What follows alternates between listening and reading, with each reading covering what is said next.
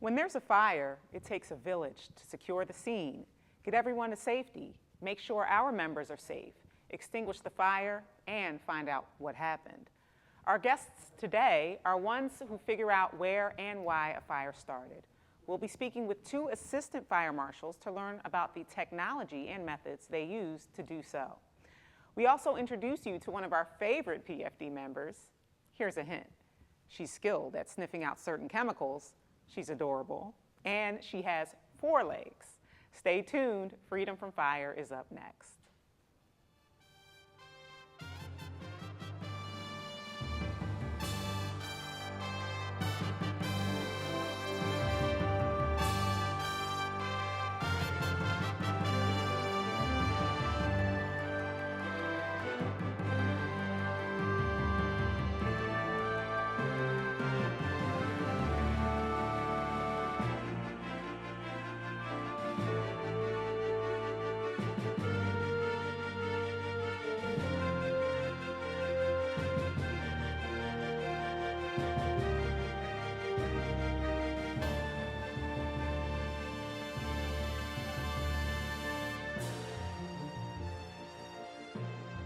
Hello, and welcome back to Freedom from Fire. I'm your host, firefighter Camila Bayete-Taylor. I'm currently stationed in our department's Fire Prevention and Code Division. Here at Freedom from Fire, we aim to improve your quality of living by giving you fire and life safety information. We also introduce you to our local safety partners and department leaders. Today, I'm honored to welcome 2 guests, Lieutenant Stephen McMichael and Lieutenant George Werez with our Fire Marshal's Office. Both men are assistant fire marshals who use various methods to figure out what happened at a fire scene. Technology plays a major role in that, so in a few minutes we'll get a look at cameras, a drone, and a robot that aid in that process. But first, we're speaking with Lieutenant George Werez and Dona. Welcome to our show. Thank you. All right, so let's start off first, Lieutenant. Tell us a little bit about yourself and your role with the PFD. How long have you been with the PFD? I've been with the PFD for 32 years, almost 33. Last 15 years, I've been with the Fire Marshal's Office. Before that, I was the Water Operations Officer. Okay, and so how long have you been with the Fire Marshal's Office, and what led you to that path? I was always interested in it. I put in transfers or requests to go to the Fire Marshal's Office, and one request went through. So I put the transfer in, and 2010, I got over to the Fire Marshal's Office. Okay. Now, when did Dona join the Philadelphia Fire Department? She went through the ATF Academy down in Front Royal, Virginia back in 2017. Okay. So she's been with me for almost 7 years now. Wow. Now, how did you come to get to work with Dona? What was that process like? At the time, there was a transition at the office, at the Fire Marshal's Office, and the person who had the dog was retiring. Okay. So they asked me if I would be interested because no one else was interested. It's a big commitment. Our dogs are food reward dogs, so every day I have to put drops out. And that's the only way she eats. She has to smell something, and that's the only reward she gets is food. She doesn't get, biscuits or bones, except for special occasions. Okay, and is that the same? We had someone from the Fire Marshal's Office on last year with Agnes, yes. dog Agnes, and we were talking a little bit about kind of not just what happens when you're at work with the dog, but when you have to take the dog home with you. Right. And just talk a little bit about what that process is like at home. At home, she's normally a regular dog, but when I have to feed her, like I said, I have to train her. I'll burn plastics, I'll burn carpets, I'll burn wood, and we'll put them in cans, and we'll take them through the cans, and then we'll spike them. Take them through, make sure she doesn't alert to stuff that's normally being burned in fires. Then we'll spike them, then we'll take her back through, and then make sure she's alerting on what she should be alerting on. And that happens pretty much every day. Okay. We do field searches. We'll put a drop in a field, 100 yards by 100 yards, and let her go.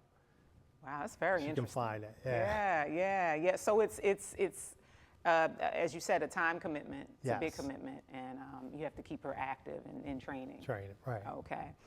So can you give us an overview of the Fire Marshal's office and what the Fire Marshal's office does for those who don't know? Okay, we investigate fires and explosions for the city of Philadelphia.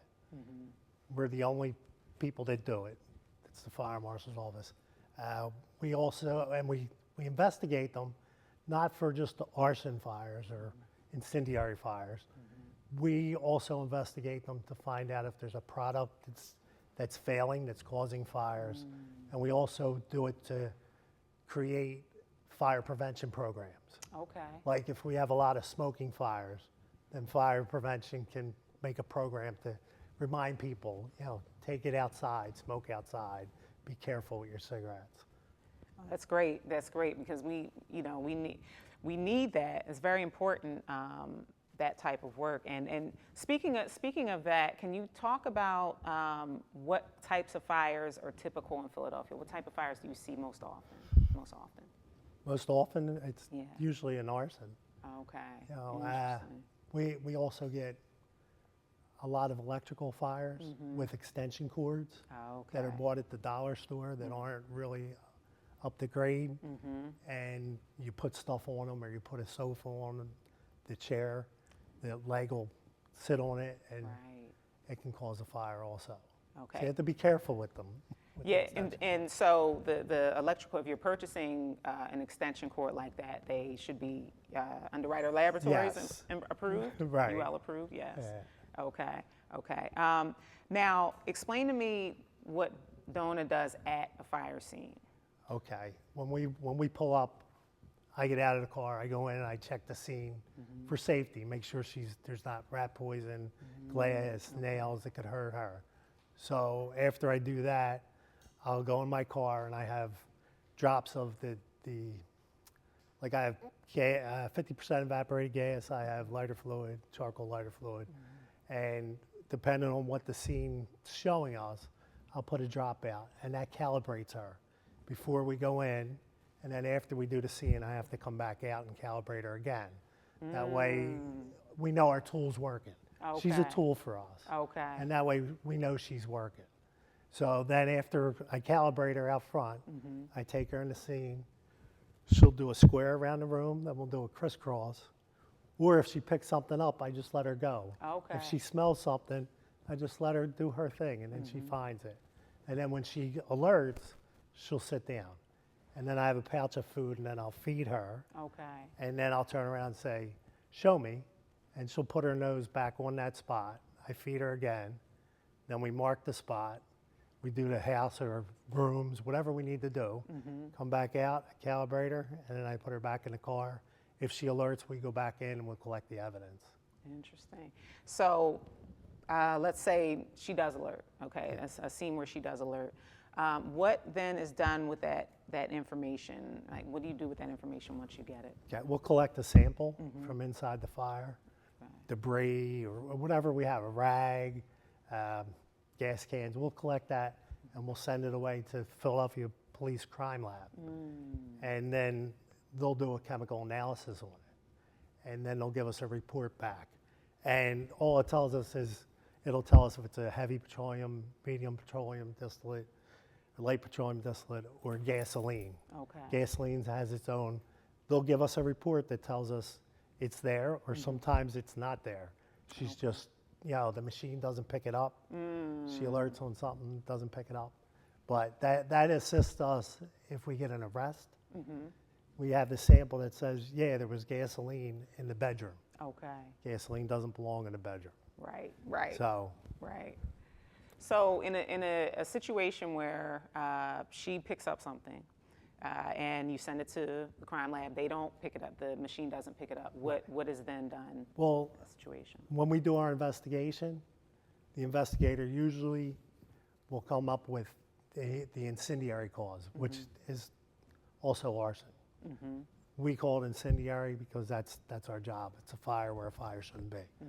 But it's already at that point before we bring the dog in. Then we bring the dog in. She's our tool to give us the best sample there. Like there's times we smell gas, but we have no idea where it's at. Okay. We bring her in and let her go, and then she'll find it. Okay. It's a great tool. She's a great tool. Was Dona, was she doing this type of work prior to the ATF training and joining the department? No, she was going to be a seeing eye dog. Okay. For, I forget if it's guiding eyes for the blind or, she was going to be a seeing eye dog. She failed that. Oh, okay. So ATF goes out and they work with different programs. They'll go out and they'll check and see if the dog can do the things you need, follow commands. Okay. And she did, and so they put her in a kennel. They put like 10 dogs in a kennel, in the kennel. They have a heated floor on the kennel. This kennel's beautiful. Wow. But they Heated take floors. care of them. So when they get a class, they'll take her out, and they'll take a little can, and they'll put a hole in the can. And they take 50% evaporated gas and put a drop in there. So when she gets picked for a class, from that day on, she doesn't eat out of a bowl. You got to feed her by hand, and they make her smell. I think it's like 360 times a day. She'll get fed little kibbles, and she's got to smell the can. And then she gets used to it. And then it takes 6 weeks for them to work through all the different odors that she can recognize, and just to train her on how to do it. Like it's like to keep her nose down on carpet. Wow. Stuff like that. Yeah, that's intense. Yes. It's her own fire academy. Yes. Yeah. That's great. That's great. So, how long is an average career for an accelerant detection dog? Right. They usually 9 or 10 years. Okay. Is usually the amount of time. Some dogs go a little bit longer if they have to, but 9 or 10. Okay. Does she get to retire? Does she have a typical retirement? She gets to retire in a year and 3 months. Okay. Yeah. So, and then I'll give her like filet mignon, or I'll feed her out of a bowl for the first time in 8 years or 9 years. All right, that's retirement. Yeah. That's retirement for her. That's great. That's great. Now, can you share an interesting or unique experience you've had with Dona? Well, I had a job. With her. Let me think. 230 Chestnut Street, the big fire. You showed in the beginning. Yes. On that job, we couldn't get in there, so we had to hold the scene, and companies had to take that building down with electric saws and stuff like that to get in there. So it was 2 months later that we finally got Dona in there. She alerted, and all the samples came back positive for gas. Wow. So that was 2 months later that it was out in the open, and she still found it. That's amazing. So that's amazing. That's amazing. Thank you so much for sharing that story. Learn so much. So that's all the time we have right now. But thank you so much, Lieutenant, for joining us. Thank you. All right. We're going to take a short break, but when we return, we're getting a hands-on look at some of the digital methods used in fire investigation. There are cameras, a drone, and even a robot. That's coming up next on Freedom from Fire. Stay with us.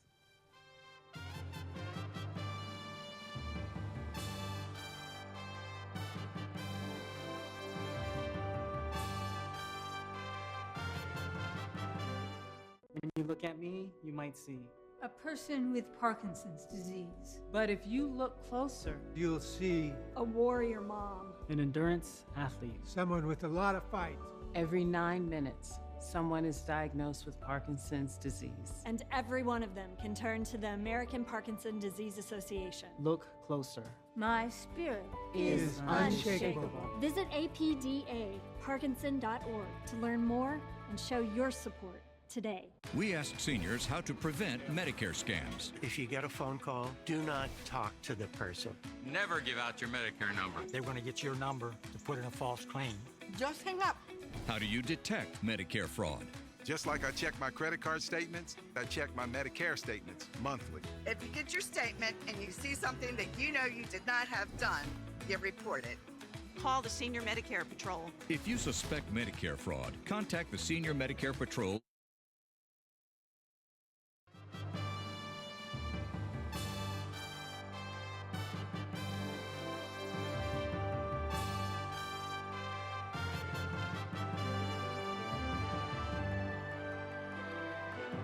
Welcome back to Freedom from Fire.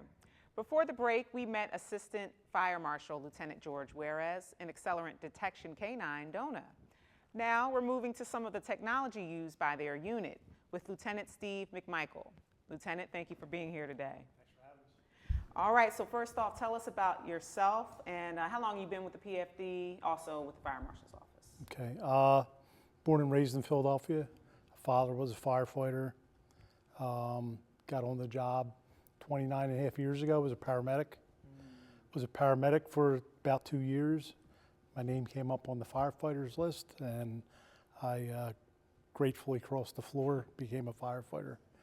Got promoted to a lieutenant and it was at several companies. 2014, and much like Lieutenant Werez, I put in 7 transfers to come to the Fire Marshal's office. Finally got picked, and so 2014 I came over in February 2014, so it's 10 years. Nice. Yes. All right, so you brought some cool gadgets here to show us. Yes. All right, so let's take a look at what you brought and can you explain how each gadget works? Sure. First I want to say kudos to the department and the city for funding this. 8 years ago, Commissioner Teal said he was going to improve the department through technology, and this is really what happened with all that. And all this was made to save time, make it safer, and make a more thorough investigation. So what do you want to start with first? We have Rico Theta. It's a 360 camera. Okay. They are excellent. Right now we have 2 of them. They're making a push to give every investigator one. Big time saver. The way this works, the way it saves us time is you get an entire room photoed in 3 seconds. And you get a 360 panoramic picture of it. So the way we would optimally like to use this is you put the camera down. Any room that's not involved in the fire, you take with this. Once you get into the room that we believe the fire originated in, we go back to our DSLRs or our handheld regular cameras. So that way we can get more detailed close-up photos of outlets and the area of origin. Okay. Big time saver. Wow. And so tell me, with the 360 camera, prior to having that, the camera, what was a typical? Well, you have to take, if you think about it, we take every wall and every ceiling. Right. So you have to take a minimum of 2 shots per room, minimum. And it's usually more than that because we really can't, because a lot of rooms in the city are smaller, you can't get enough distance. Right. So we'd end up taking 4 or 5 pictures for a room that has nothing to do with the fire. Then you get to the room of fire and you're taking generally 6 to 9 photos per wall. Wow.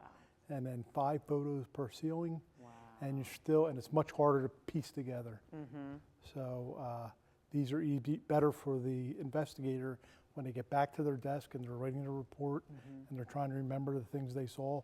They can open up their 360 photo and literally scan that whole room and make, I think, a more coherent statement on the status of that room. Oh, that's great. Yeah. That's great.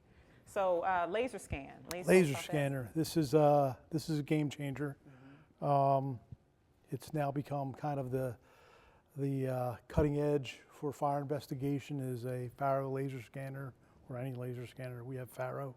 What this does is, as you can see, it scans a room and gives you millimeter, 0.2 millimeter perfection in the distance.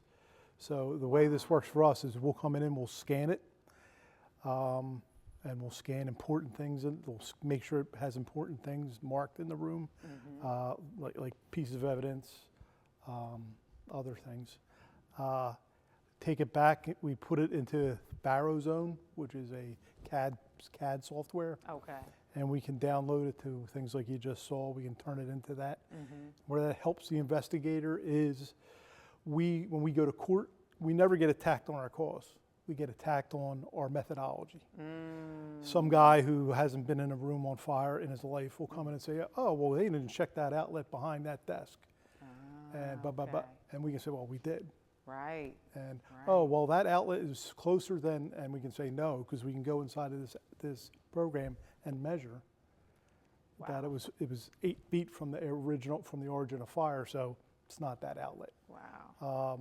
It's a powerful tool. And then when you go in front of a jury, everybody likes CSI stuff. Yeah. You can do the fly through with that. Oh, they love that. Oh, that's fantastic. Yeah. That's fantastic. Now, so you have a drone. You also have a drone. Tell us about. We do. We have drone right our here. drone, which is an Autel Evo Lite. This thing gets used a lot. It's the reason I believe they bought first of all, it's American made. Okay. And it has a 41-ish minute flight time, which is nice. Yeah. We get tasked when we get there, since we respond on most fires and certainly most major events. We'll get tasked to go work with the incident commander to put the drone up and give him a bird's eye view of what's happening. And as you know, on extra alarm fires, on bigger fires, they can't see everything. Right. This allows them to see what they can't. Where the fire's burning, where it's burning through the roof at, where it's not. And once that's over, we get to use it as part of our investigation to find out where the most burn is. Because sometimes, as you see here, the building's just too destroyed for us to really do a lot. We're such a large area. Right. We can use the drone to make one big photograph of it and maybe point to an area that is more damaged than others, so we can maybe start there. Okay. And the other thing we can use this for is with our partners, either state or federal, local, I guess, but like EPA, runoff in the rivers. Yeah. And we get to put the drone up and they look for the oil slicks or chemical drainage, so we can help we can help that as well. That's great. Yes. That's great. Tell us about this guy. This is our last guy here you have. Yes. It's like very, very interesting. It is. It is. I don't know of many fire marshals' offices that have this. This is the I-Core Caliber Mini. This is actually a Canadian company, but holler our people up north. Yeah. What this was bought for was, again, back to the safety thing. As you know, a couple years ago we lost a firefighter in line of duty. A couple guys got seriously injured. One of our fire marshals was one of the people trapped. Kind of just piggybacking along with that, we tried to make things as safe as we can. So if we have a building that's questionable, but we know there's evidence in there, or we need a photograph, we'll put the robot in, have it grab the piece of evidence, bring it back out to us, or we can put the robot 360 camera in the robot, take it in there, get a 360 shot, and then bring that back out. And useful tool, and it helps increase the safety of the investigators and the fire department in general. That's great. So when if you send, let's say you're sending the robot into a structure to gather evidence, are you standing kind of at the doorway to kind of direct it, or how do you go about making sure it goes where you want it to go? It has 4 cameras, so we get great 360 views. Okay. The arm spins all the way around. It's got a 360 spin radius, goes up to 4 feet high. It's easier to control the robot when you're looking at it. Okay. But obviously, once you get in that initial doorway, you have to use the cameras, and Right. you just take your time. Okay. Because it's important to remember that the emergency is kind of over. Fire's been extinguished. Everybody who's coming out is out. So now let's just take care of our equipment, move slowly, make sure everything's goes as well as possible. That's great. Yeah, no time limit, so you can be thorough. Correct. Hours. We can have that in there for about 4 hours. Wow. Wow, that's great. Yes. It's great that these types of gadgets are available to the department to make the job that much easier, and then also to protect our firefighters. Yes, that's that collapse changed. It moved a lot of people. It made a lot of people think, and so in my 30 years, I never thought, like certainly my late when I got down to the fire marshal's office, never thought this would be available. Yeah. And then, you know, like I said, the city made a big commitment, and you know, we're thankful. You know, and like I said, hopefully everybody gets a 360 camera. Every investigator gets a 360 camera. Yeah. The Faro is a powerful tool. It really is. It's once we get better with it, everything takes time. Every piece of new technology you get takes a lot of time. So once we get better with that, it'll be even better. Okay. And can you tell me, out of the 4 gadgets you have here today, do you have a favorite? Do I have a favorite? Yeah. Well, everybody loves flying a drone. Everybody likes working a robot. Not many people. I kind of like the Faro. Yeah. Because it is so powerful. It does a lot. But my favorite is the 360 because it's just so useful in every fire. Yeah. Every fire. So that would be my favorite. That's great. That's great. All right. Well, thank you so much, Lieutenant, for being here and sharing everything you shared with us today. We appreciate you having you here. My pleasure. All right. So that's all the time we have today. To learn more about the PFD, including fire and life safety information and job opportunities, visit phila.gov/fire. And if you would like to keep up with our show, Freedom from Fire, look for us on Verizon Channel 36, Comcast Channel 56, and LaSalle TV's YouTube page. Also, check out Fireman's Hall Museum, located at 147 North 2nd Street, and meet with our museum curator, firefighter Brian Anderson. Once again, I would like to thank Lieutenant George Werez and Lieutenant Steve McMichael with the Fire Marshal's Office for joining us today. And an extra special thank you to Dona for being here as well. So, until next time, remember, fire is everyone's fight. Stay safe.